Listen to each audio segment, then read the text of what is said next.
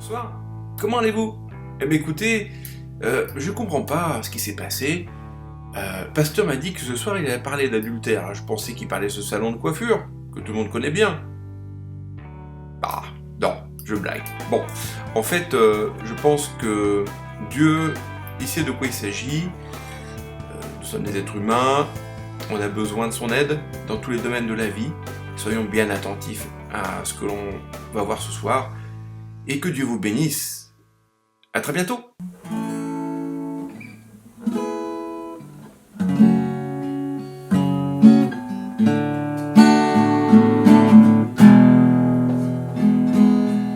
Tu étais, tu es et tu seras toujours le même, toujours le même. Tu as fait, tu fais, tu feras tant de merveilles, tant de merveilles. En tout temps, tout s'accomplit. Tu es Dieu, le grand je suis. Tu nous ouvres dans les portes du ciel. Tu nous fais vivre en ta présence, bien plus précieuse que les plus beaux diamants.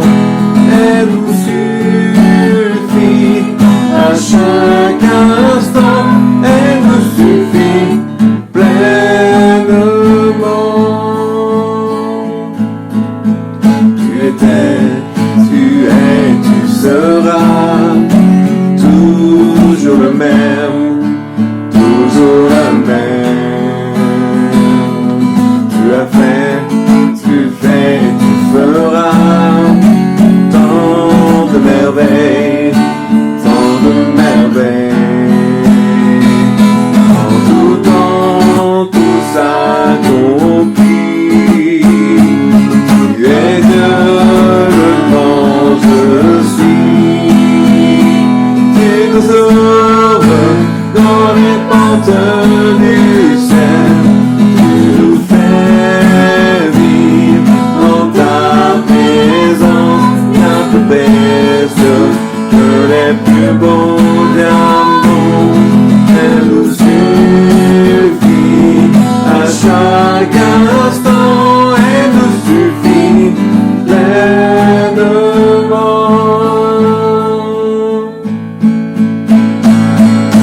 El Shaddai, Dieu tout-puissant,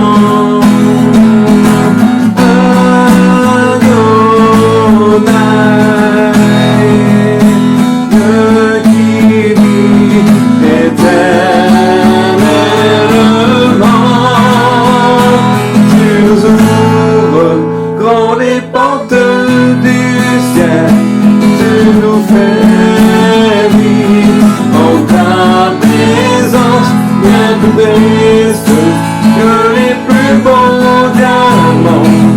Elle nous suffit à chaque instant. Elle nous suffit pleinement. Elle nous suffit pleinement.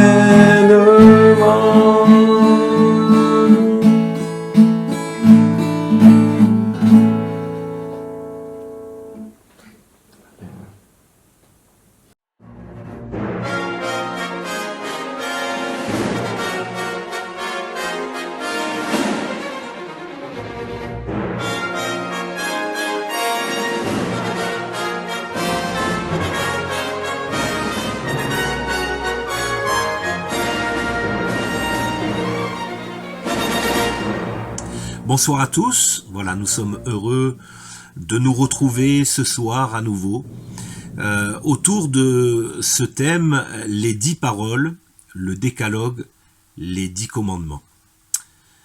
Ce soir, nous abordons la 7e parole que nous retrouvons dans le livre de l'Exode au chapitre 20, verset 14, mais également nous la retrouvons dans le livre du Deutéronome, le rappel de la loi, Deutéronome 5, verset 18. cette parole nous la lisons ensemble, tu ne commettras point d'adultère. Le Seigneur, l'Éternel, le Dieu créateur, s'est choisi un peuple, le peuple d'Israël, qui était, esclave en Égypte depuis 430 ans. Dieu a délivré ce peuple et l'a amené, pour le mettre à part, le sanctifier. Le désir de Dieu, c'est la sanctification de son peuple. Pourquoi? Parce que Dieu voulait se révéler à l'ensemble de l'humanité comme étant le seul vrai Dieu, le Dieu saint et véritable. Et pour pouvoir, annoncer et révéler, ce Dieu, ce peuple devait ressembler à ce Dieu. Et d'ailleurs, Dieu a dit à ce peuple, tu seras saint, car je suis saint. Vous serez saints, car je suis saint. Alors, Dieu a mis en garde ce peuple concernant les pratiques qu'il a pu vivre pendant 430 ans en Égypte, des pratiques qui n'étaient pas dans le cœur de Dieu, mais aussi ces pratiques que l'on pouvait retrouver dans le pays de Canaan. Et dans le livre du Lévitique, au chapitre 18, nous pouvons lire ensemble « L'Éternel parla à Moïse et dit « Parle aux enfants d'Israël et tu leur diras « Je suis l'Éternel, votre Dieu. Vous ne ferez point ce qui se fait dans le pays d'Égypte où vous avez habité, et vous ne ferez point ce qui se fait dans le pays de Canaan où je vous mène. Vous ne suivrez point leurs usages. Vous pratiquerez mes ordonnances et vous observerez mes lois, vous les suivrez. Je suis l'Éternel, votre Dieu. » Et plus loin, au verset 20, « Tu n'auras point commerce avec la femme de ton prochain pour te souiller avec elle. » Nous voyons que la pratique de l'adultère, autant en Égypte qu'en Canaan à cette époque-là, était une pratique courante, mais l'Éternel met en garde son peuple et ordonne de ne pas pratiquer l'adultère. Dieu est sensible à cela. Dieu est sensible au mariage, à la fidélité entre l'homme et la femme, à la fidélité entre la femme et l'homme. Et nous voyons cela, cette notion, bien avant la loi, au travers de cet épisode dans le livre de la Genèse, cet épisode de la vie d'Abraham. Dans Genèse chapitre 20, versets 1 à 3, il est écrit « Abraham partit de là pour la contrée du Midi. Il s'établit entre Kadès et Chour et fit un séjour à Guérar. Abraham disait de Sarah, sa femme, « C'est ma sœur. » Abimélec, roi de Guérar, fit enlever Sarah. Alors Dieu apparut en songe à Abimélec pendant la nuit et lui dit « Voici, tu vas mourir à cause de la femme que tu as enlevée, car elle a un mari. » Le cœur de Dieu a été blessé de ce que Abimélec a enlevé Sarah, Sarah qui était mariée à Abraham. Et les conséquences de cet acte, c'était la mort pour Abimélec. Donc nous voyons que dans le cœur de Dieu, la fidélité dans le mariage est quelque chose d'important. Dans le cœur de Dieu, l'adultère, dans le cadre du mariage, est quelque chose d'ignoble. Et il ne conçoit pas que ces choses se retrouvent au sein de son peuple. La faute de l'adultère est un interdit majeur, nous le voyons dans l'Ancien Testament. Dans le livre du Lévitique, au chapitre 20, verset 10, il est écrit « Si un homme commet un adultère avec une femme mariée, s'il commet un adultère avec la femme de son prochain, l'homme et la femme adultère seront punis de mort. » Selon la loi de Moïse, il y avait une peine capitale pour des personnes qui étaient en adultère. Les paroles que nous avons partagées jusqu'à présent, je rappelle que les 4 premières paroles du Décalogue concernent notre relation avec Dieu. Et puis nous avons partagé la 5e, la 6e et aujourd'hui la 7e parole. Nous voyons que ces paroles 5, 6, 7 sont étroitement liées. Et elles concernent le respect de ce que Dieu a pu créer, le respect des parents, honore ton père et ta mère, le respect de la vie, tu ne tueras point, et ici le respect du mariage. Nous rappelons que le mariage fait partie de la création. Dieu a créé l'homme à son image, et il a pu dire qu'il n'est pas bon pour l'homme que l'homme soit seul. C'est pourquoi il a créé la femme, et il a pris la femme, il l'a amenée vers Adam, et ils sont devenus une seule chair. Oui, le mariage fait pleinement partie de la création. C'est une création de Dieu. Et au travers de cette parole, tu ne commettras point d'adultère, nous sommes amenés à réfléchir sur le respect de ce que Dieu a créé. Le mariage, c'est une création de Dieu, et Dieu nous invite et nous invite à respecter le mariage et nous interdit de pratiquer l'adultère. Pourquoi? Parce que le mariage est quelque chose de saint, quelque chose de sacré. Et nous le voyons au travers des termes qui sont utilisés dans l'hébreu concernant le mariage. Déjà le terme nos, nisurim, qui veut dire élevé. Et lorsque nous nous unissons, lorsque nous disons oui à notre épouse et que l'épouse dit oui à son époux, eh bien c'est un acte qui s'élève vers Dieu. Dieu est venu jusqu'à nous. Jésus-Christ, Dieu s'est fait homme. Jésus-Christ est venu sur la terre pour faire une alliance avec nous. Et quelque part, lorsque nous nous disons oui entre époux, eh bien nous élevons notre voix vers Dieu pour nous mettre à part. Également, oui, ce terme mariage, un terme qui est utilisé dans l'hébreu, c'est le terme kidosheim, qui signifie sanctifier. Et cela nous montre bien que le mariage, c'est un acte qui est mis à part, un acte qui est profondément spirituel. Dieu a pu dire, ils deviendront une seule chair. Le mariage, c'est un miracle de Dieu. C'est une action divine dans le cœur de l'épouse, dans le cœur de l'époux. C'est quelque chose de sanctifié, quelque chose de profondément sacré. C'est pourquoi le Seigneur nous invite à réfléchir à cela, à la fidélité dans le mariage, et nous interdit l'infidélité dans le mariage. Il y a des conséquences lorsqu'il y a des actes d'infidélité, des actes d'adultère.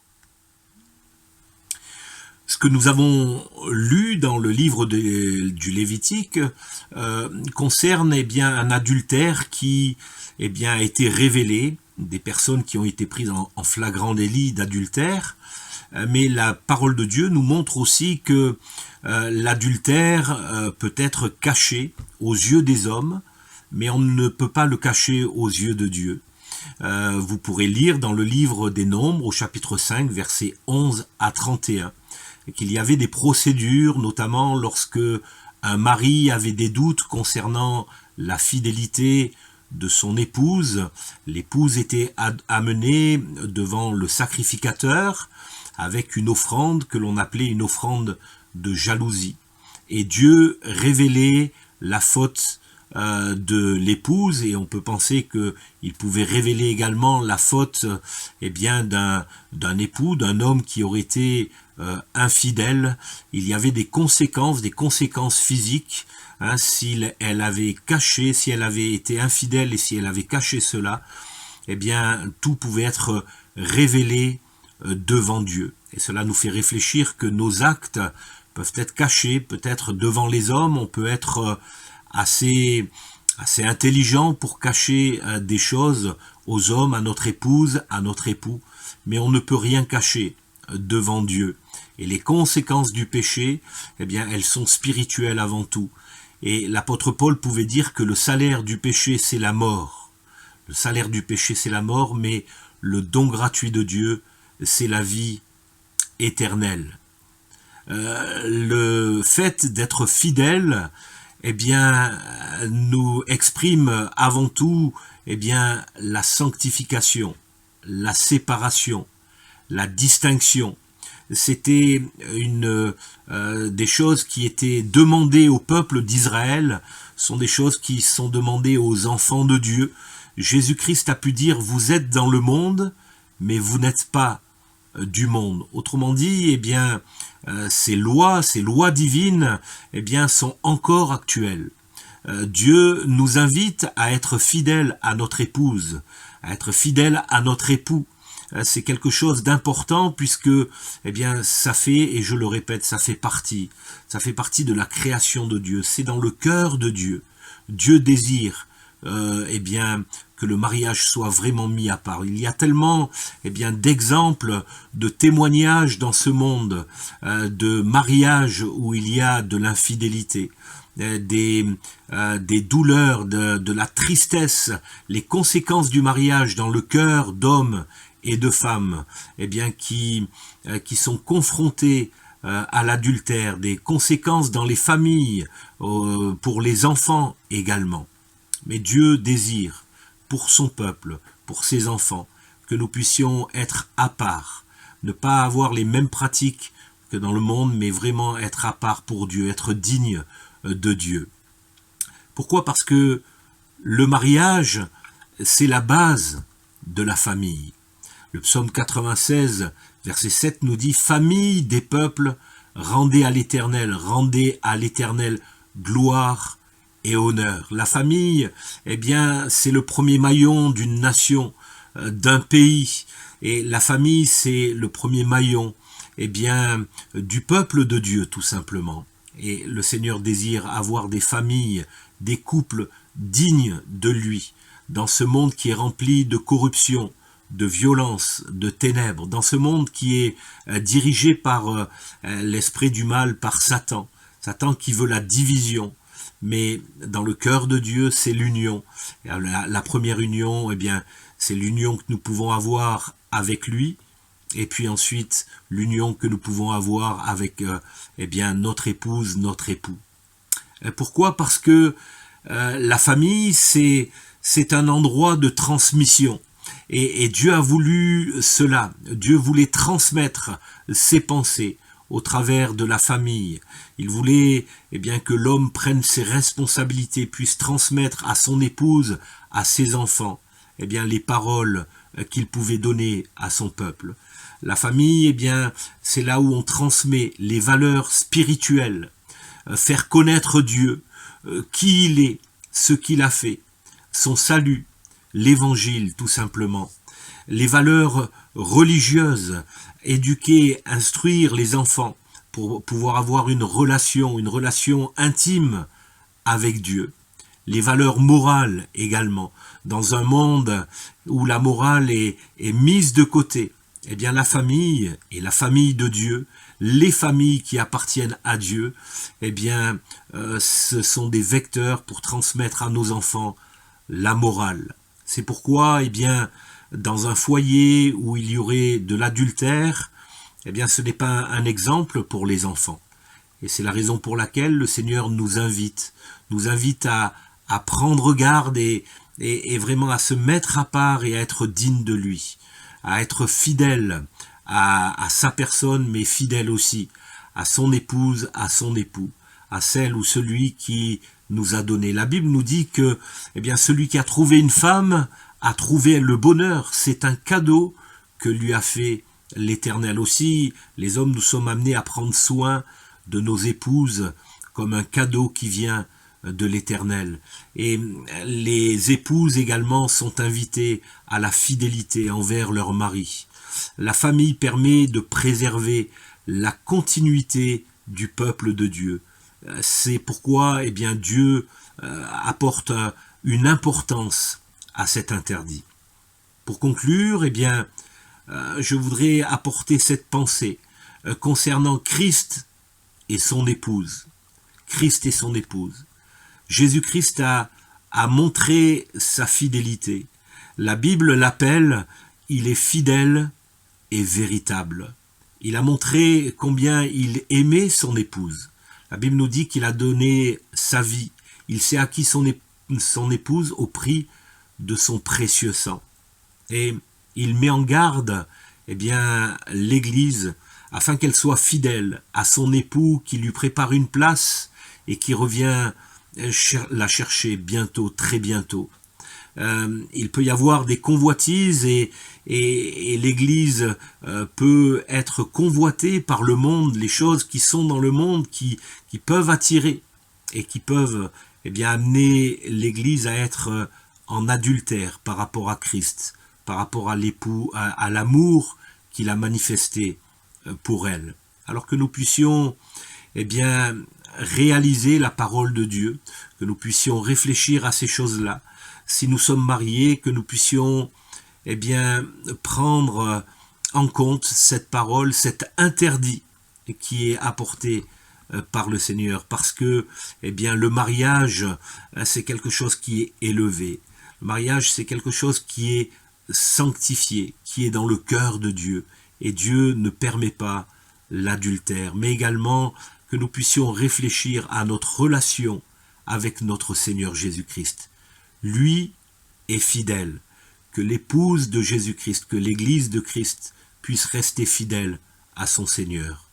Que le Seigneur Jésus-Christ vous bénisse. À très bientôt. Et c'est pourquoi ce soir nous voulons chanter, Seigneur, et célébrer ta grande fidélité. Alléluia, alléluia, alléluia.